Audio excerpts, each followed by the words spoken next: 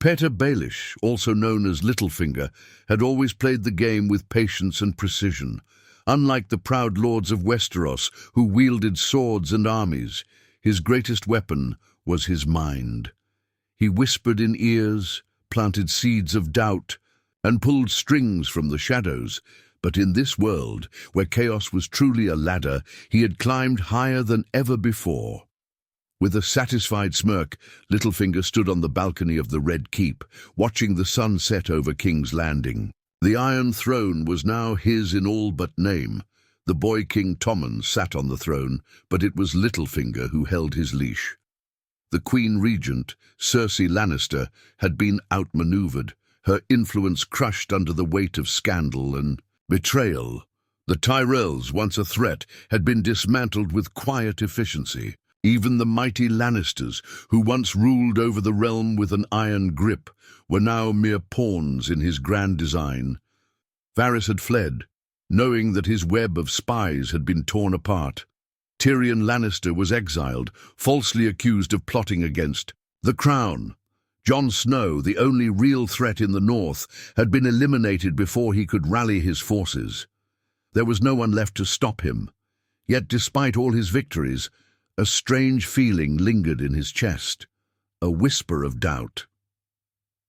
Sansa. Stark was his queen now. He had guided her, protected her, and shaped her into the perfect ruler by his side. The North had accepted her return, and the Vale was already under his control. The Seven Kingdoms were his in every way that mattered, and yet Sansa did not love him. She was grateful, yes. She played the role of the loyal queen well enough, but Littlefinger could see it in her eyes, the distance, the cold calculation. It was the same look Catelyn Stark had given him so many years ago. He had spent his entire life reaching for the things he had been denied, only to realize that some things could never be his. But love was a foolish thing, he told himself. Power was the only thing that truly mattered. As he turned away from the balcony, a messenger arrived, kneeling before him. "My lord, the Night's Watch sends word. The wall has fallen. The dead are marching south." Littlefinger sighed, rubbing his chin thoughtfully. The game had changed once more.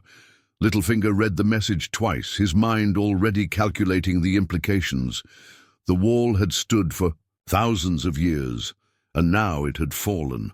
The dead were marching south. This was no ordinary war, no political struggle he could manipulate from the shadows. This was something else entirely. For a moment he felt something unfamiliar. Fear. But fear was a weakness, and he had survived too long to let it rule him now. He had spent his entire life bending the chaos of the world to his will, and he would do so again. The Night King and his army of corpses were just another obstacle, another piece on the board to be moved or eliminated. Sansa entered the chamber, her expression unreadable. She wore a gown of deep, stark grey, her auburn hair cascading over her shoulders. She had grown into a true queen, commanding and graceful, yet always just out of his reach. "You've heard," she said, her voice calm. "Of course," he replied. "The dead march south, and the lords of Westeros will soon panic like frightened children." Sansa's blue eyes studied him carefully. "This isn't like the wars you fought before. You can't bribe the dead. You can't whisper in their ears and turn them against each other." Littlefinger smirked. "You underestimate me, my queen. Chaos is a ladder, after all. Even the dead must play by some rules." Sansa didn't look convinced. "Jon warned us," she said. "He tried to tell everyone, and you had him killed." His smirk faded slightly. Jon had been a problem. Too noble, too stubborn, too much of his father's son. He would never have accepted Littlefinger's rule, and so he had been removed. The North had grieved, but under Sansa's leadership, they had accepted their queen's rule. And yet here she was, reminding him of his crime, as if she still mourned the brother who had always overshadowed her. "This is not the time to dwell on the past," he said. "It's not the past." Her voice was sharper now. It's our future. Winter is here. Littlefinger exhaled slowly. I have already sent ravens, he said.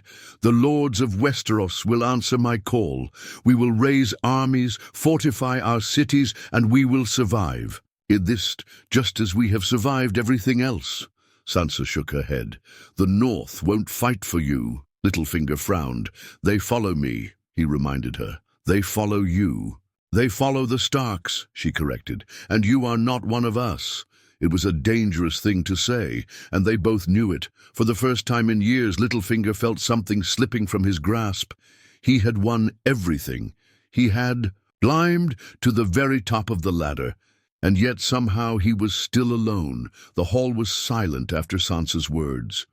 The flickering candlelight cast long shadows against the stone walls, making the space feel colder than it already was. Littlefinger studied her, his sharp mind dissecting every syllable, every glance, every unspoken challenge. They follow the Starks. It was a reminder, a quiet threat, and worst of all, the truth. For all his victories, all his careful maneuvering, the North would never truly be his. They had accepted Sansa because she was their own, a Stark born of Winterfell, but they still whispered about Jon Snow, about how he had been the one to unite them, the one who should have led them into the storm. And despite all of Littlefinger's efforts, despite Sansa's outward obedience, she still mourned him. He forced a smile, smoothing his expression into something unreadable. They will fight for survival, he said at last. The name on their banners will not matter when the dead are at their gates. Sansa studied him, her face giving away nothing. You assume they will fight for you, she said, but you are not their king. There it was again, the reminder that his power was not absolute, that he had climbed the ladder, but there were still steps missing beneath him. His fingers twitched slightly. I am the hand of the king, he said smoothly, the true ruler of Westeros. You are a shadow behind a boy on a throne, Sansa countered, and the North sees through shadows. Her defiance was growing bolder. For so long, she had played the role of the grateful queen, bending to his whispers, nodding at his counsel. But now, with winter upon them and the dead on their doorstep, something in her had shifted. She was not his pawn. Not anymore. A knock at the door interrupted them. Littlefinger turned, irritated, but the moment he saw the expression on the messenger's face, his irritation turned to unease. My lord, the man said, his voice shaking. The banners of House Stark have been raised in the north. Winterfell has declared war. For a moment the words didn't make sense. Winterfell belonged to Sansa. It was his through her. And yet, the truth settled in his chest like a stone. The North had never accepted him, and now they had chosen to defy him. Sansa's gaze didn't waver. They were waiting, she said softly, waiting for the right moment. And now they have it. Littlefinger exhaled through his nose. He had underestimated them. He had assumed that by killing Jon Snow and keeping Sansa close, the North would remain under his control. But the North was not like the South. They did not play the same games. They followed the Starks, and though he had Sansa in his grasp, she was only one piece on the board. Someone else had risen in Jon Snow's place, and they were coming for him. For the first time in years, Petyr Baelish felt something dangerously close to panic. He had spent his life mastering the game, controlling every piece on the board, always thinking 3 steps ahead of his enemies. But now he had been outmaneuvered. Thus, North had defied him, and worse, they had done it without him ever realizing it was coming. Who leads them? He demanded, his voice sharper than he intended. The messenger hesitated. Lady Arya Stark, he said. The name hit him like a blade. Arya Stark. The last time he had seen her, she was a quiet shadow at Winterfell, watching everything, saying little. He had dismissed her as just another girl, one with a bit too much fire, perhaps, but nothing more. A child playing at vengeance. But he had been wrong. Sansa stood unmoving, but there was something in her eyes now. Not quite defiance, not quite amusement, but close. "You underestimated her," she said. Littlefinger forced himself to remain calm. "She has no army of her own," he said. "She cannot challenge the crown." "She doesn't need to," Sansa replied. "The North follows her because they trust her. She's not a lord whispering in the dark. She's a Stark, and she's fought for them. That's more than you can say." Littlefinger clenched his jaw. Arya should have been an inconvenience, nothing more. But somehow she had rallied the North against him, and now Winterfell was at war with its own queen, his queen. "Your sister is reckless," he said, keeping his voice measured. "She's leading the North into a war it cannot win." Sansa tilted her head slightly. "Perhaps," she said, "or perhaps she's doing what you never expected. She's giving them something worth fighting for." Her words sent a chill through him. This wasn't just a rebellion. This wasn't about politics or ambition. This was personal. Arya wasn't trying to claim power. She was trying to destroy him. Littlefinger exhaled slowly. "She means to kill me," he said. Sansa didn't look away. "Yes," she said simply. It was the first time she had ever spoken so plainly, without pretense, without hesitation. She knew, she had known all along, and yet she had let it happen. Littlefinger's pulse quickened. She was his greatest victory, his perfect creation, the girl he had shaped into a queen, but she was still a Stark, and now the wolves were coming for him. Littlefinger had always prided himself on his ability to control every situation, to twist people's desires and fears into his own advantage. Yet now, standing in the halls of the Red Keep, he realized something unsettling. He was losing control. For years, he had been the one pulling the strings. But Sansa had become something else entirely. She wasn't just a pawn anymore. She was playing her own game. "Is that why you've stayed so quiet?" he asked, watching her carefully. "You knew this was coming." Sansa didn't deny it.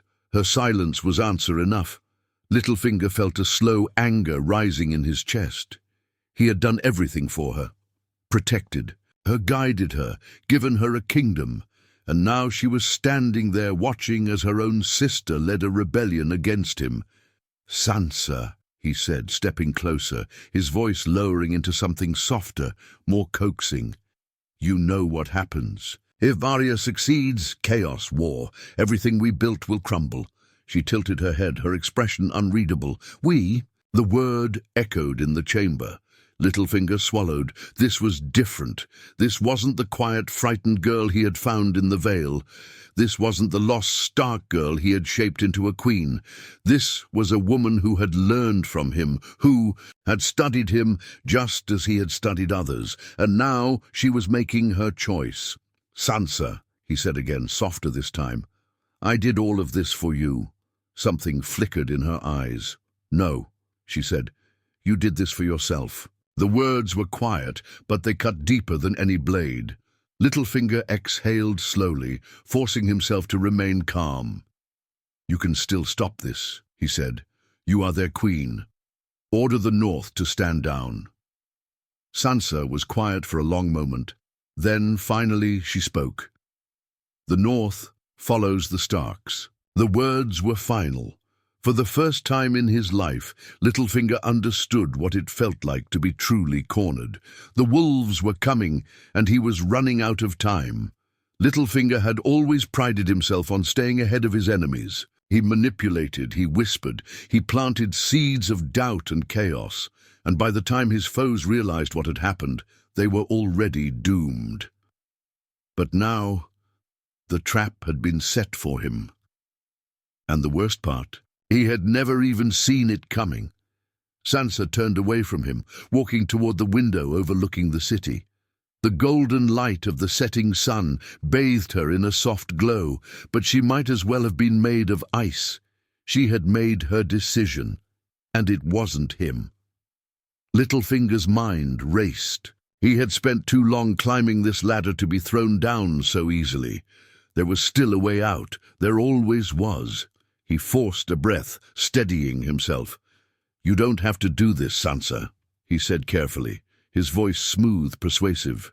"You think Arya is your ally, but she doesn't understand the game.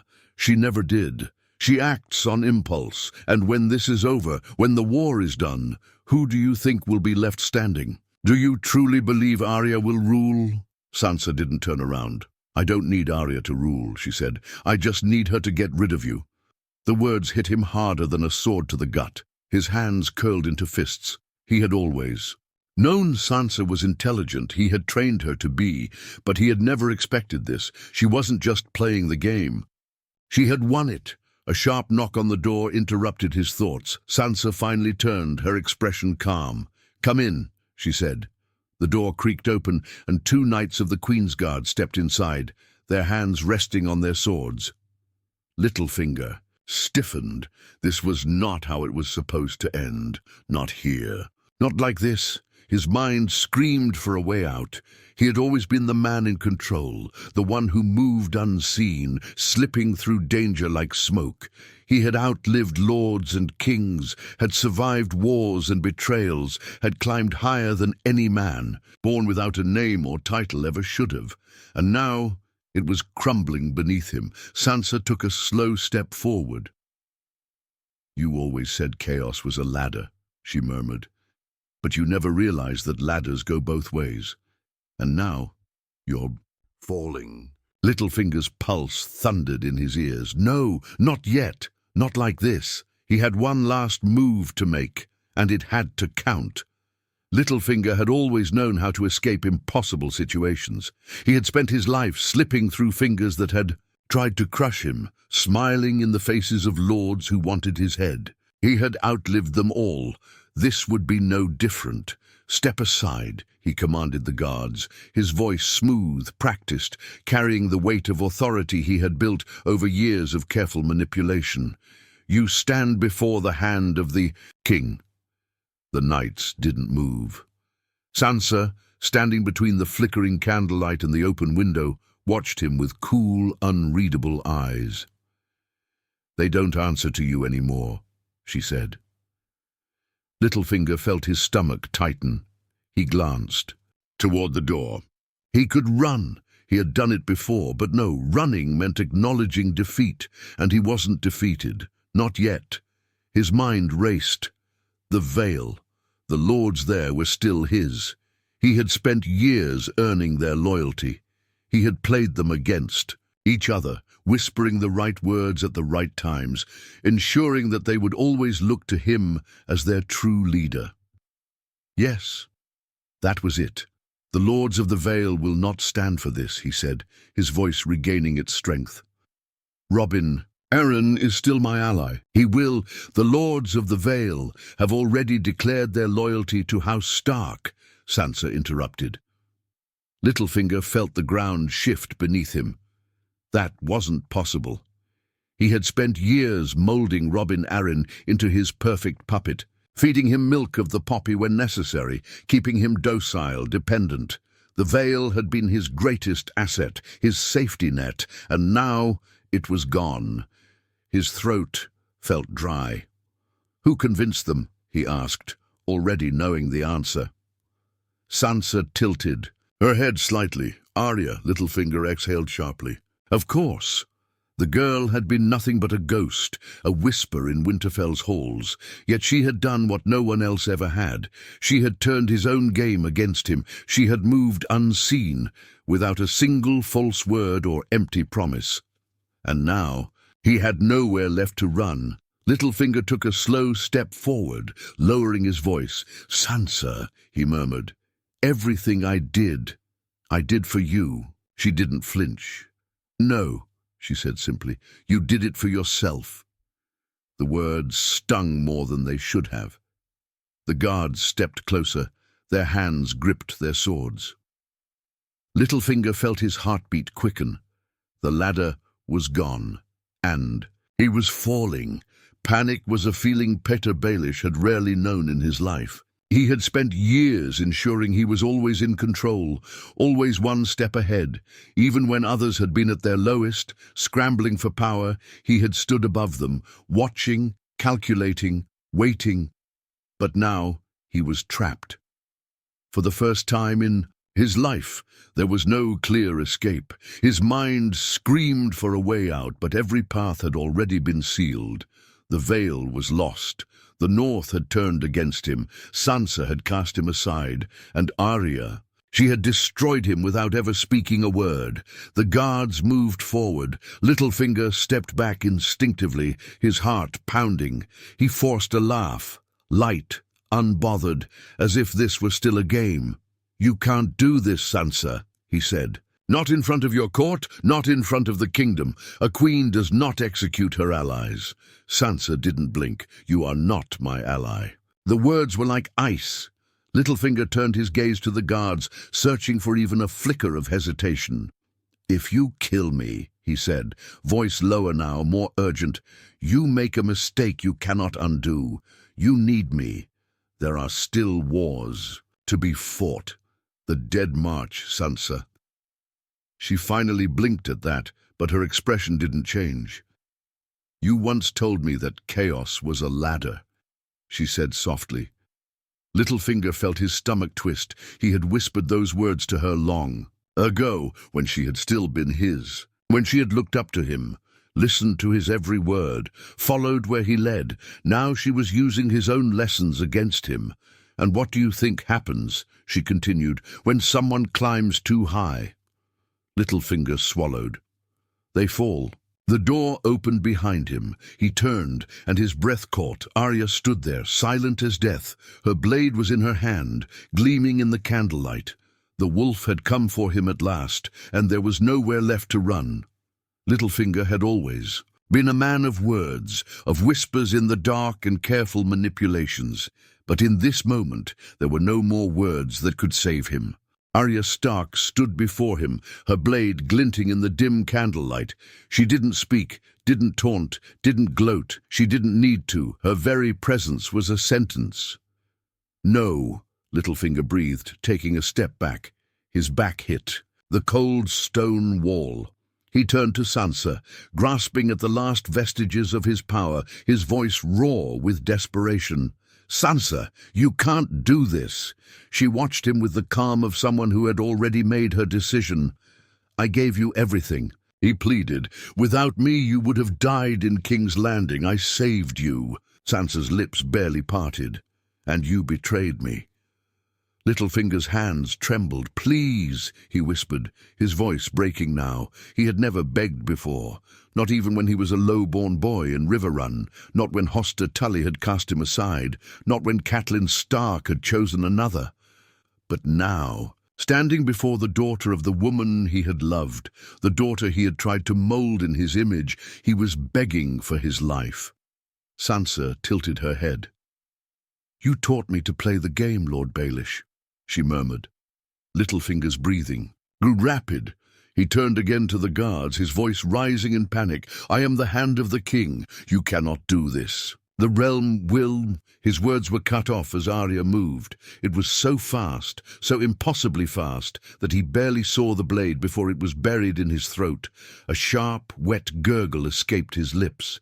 His hands flew up to his neck, his fingers trembling, slick with blood. His legs gave out beneath him. He collapsed onto the cold stone floor. The world blurred. The edges of his vision darkened. Above him, Arya wiped her blade clean against his cloak before stepping back.